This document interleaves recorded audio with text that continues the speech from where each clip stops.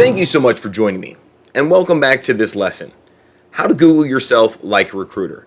In this step, we're not just searching your name, we're learning how others, like hiring managers, recruiters, or background screeners, search for you.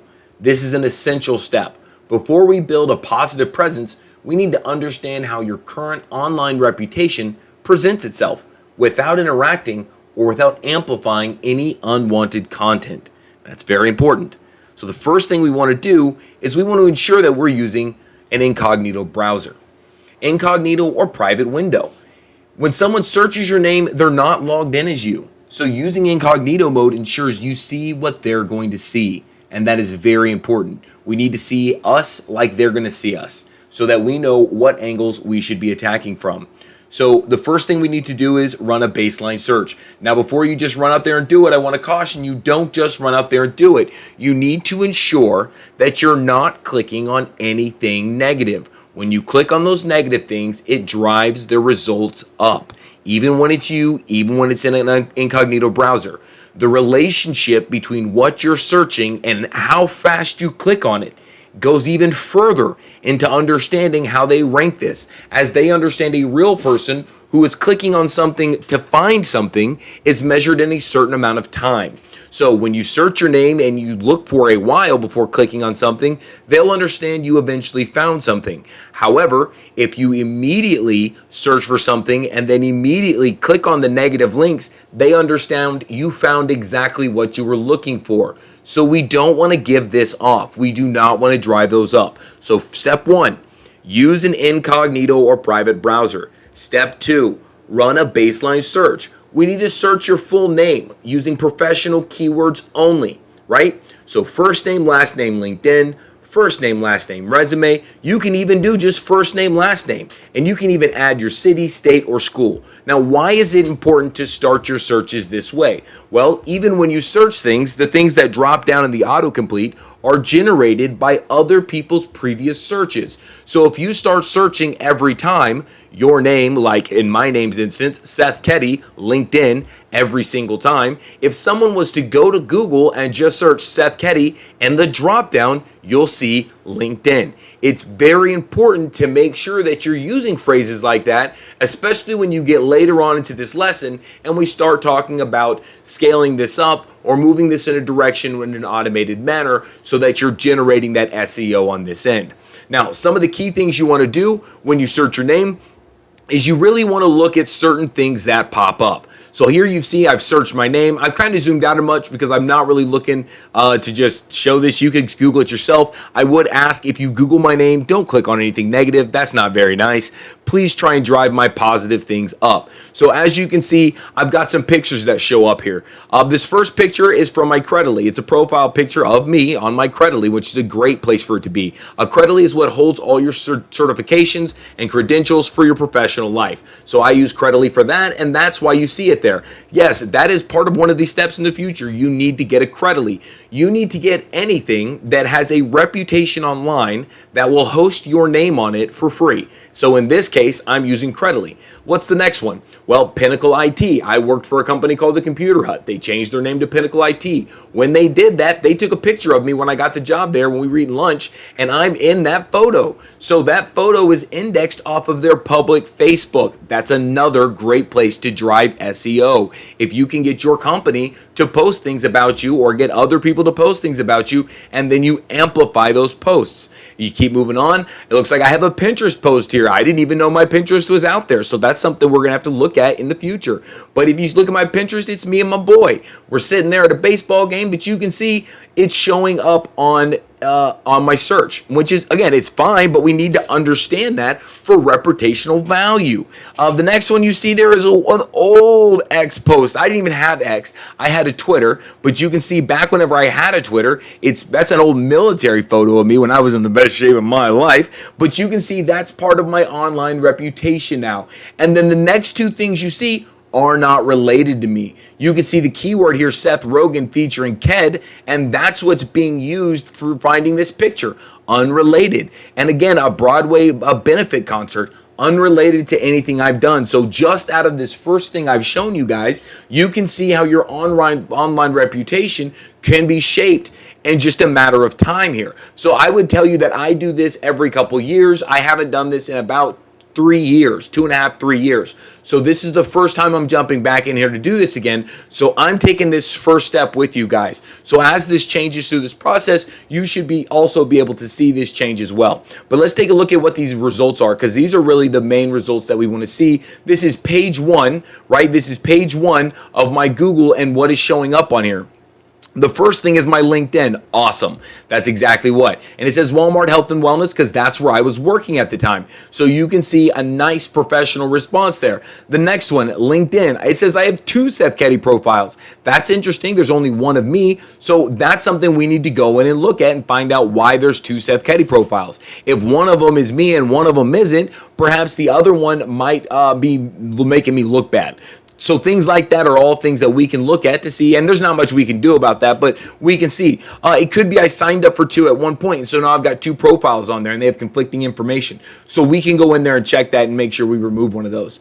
The next thing is Medium. I like to write posts on Medium, and so you can see Medium has indexed me as an author, and you can see I have a handle at Seth Ketty, and so you can go. Those are all great. Road results. I was once in a bicycle race, and in the bicycle race, I technically placed 4th out of 4th place, but that's not the point. The point is the road race is indexed and it's reputable, and my name's on their website. So as long as I go there and click that road results every couple months, it will automatically ensure that road results stays at the top of my indexing.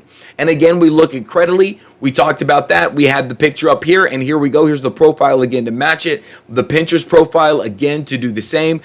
Building robust data hub. I wrote this article on Medium, another Medium article. All of these things are excellent things to have at the top of your SEO. And then after that, it says Kaggle. Seth Ketty, novice. Wait a minute. I'm not a novice at anything. I like to say I'm an expert. It says I joined 7 years ago. Last seen a month ago. So this Kaggle, I apparently clicked on it a month ago, probably to find out what my reputation, where I was on there. And you can see how high it is now on this resource. And that's because I clicked it a couple months ago. So I need to go back into whatever Kaggle that is, how to get access to it, and then make sure that it's representing who I currently am. Online reputational presence is important to maintain for this reason, because these are free indexed results where I don't have to go in there and create anything. I don't have to write articles. I don't have to request takedowns. I'm just going in there and looking at what's already out there online, clicking on it, and making sure that it's all up-to-date information. And then I'm just going to keep on doing that. And we'll get into those processes and patterns on how to make sure we're doing that all the time. But we'll get into that, and it will be absolutely beneficial for you, because you will see how you can control those results.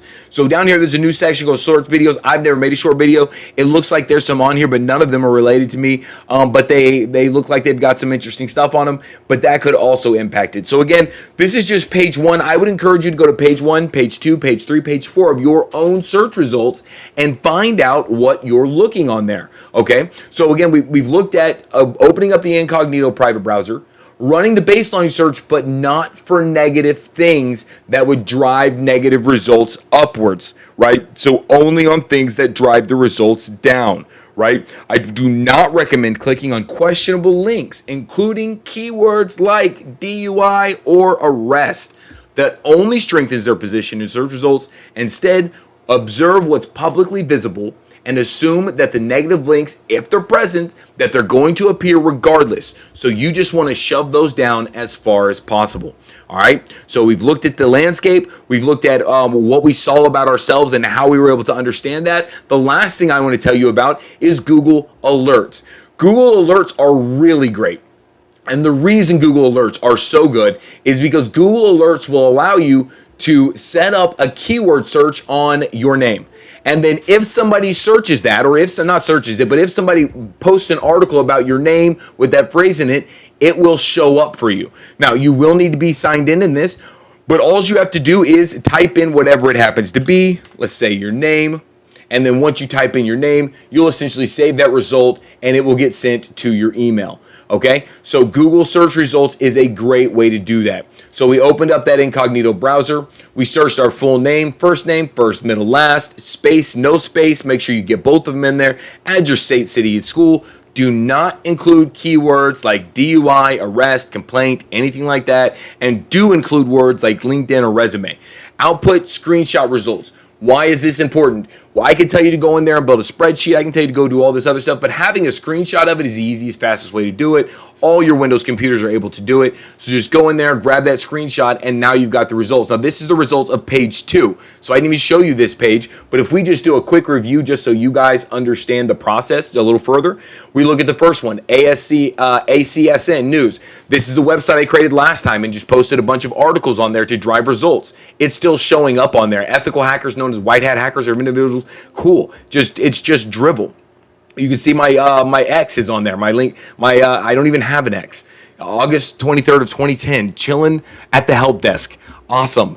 Lowell office lunch team. There you go. There's that Facebook link. Arkansas cybersecurity news. This is back to that ACSN website I created. It's another link that's just filling up. Once you create those websites, you go and post articles on your websites, but you go and post those same articles with those links on other websites like Quora, Medium, things like that, and it's just going to drive your indexing even higher and muddy up whatever people are trying to look for and search for you on. So it's going to drive those results down. So if you continue to look through here, we've got that Pinterest, open payrolls. Because I worked for a school, you can find out how much I made during that time.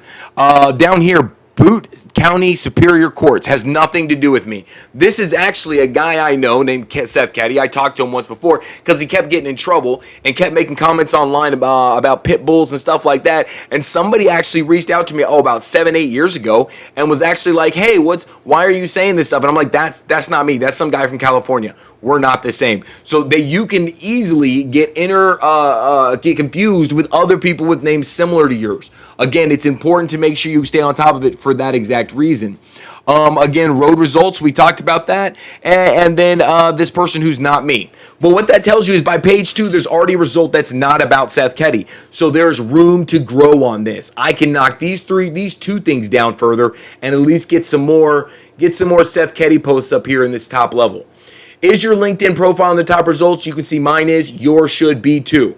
Do you see a professional resume or a portfolio or any content that highlights your qualifications? If not, we're going to go through that. I'm going to show you how to make those, the free ones, so you don't have to spend any money on it. We're going to go through, make some of those sites, and I'm going to show you how to get them indexed up high enough where you can do something with them. I told you, use Google Alerts. Go to Google Alerts. Enter a full name, any relevant variations in the search bar. Choose your alert setting. I recommend the frequency as it happens, so you get those real-time updates. Select all results, and you'll get a comprehensive overview of what's out there. Choose your preferred delivery method. Some people like the RSS feeds to their emails if you're old school, but a lot of people just want that email to come in. Get it in an email, set up a rule so it doesn't get in your way, but then make sure you're watching that as it comes through so you're staying on top of it. And my guys, that's all I've got for you in this first lesson here. I hope that explained a lot to you. I hope it gave you a little more insight on what's going to happen throughout the rest of this course and a little more understanding on how this is going to play out. But again, I'm not guaranteeing anything, but if you follow this and you go throughout this, you should see a positive impact on your search results.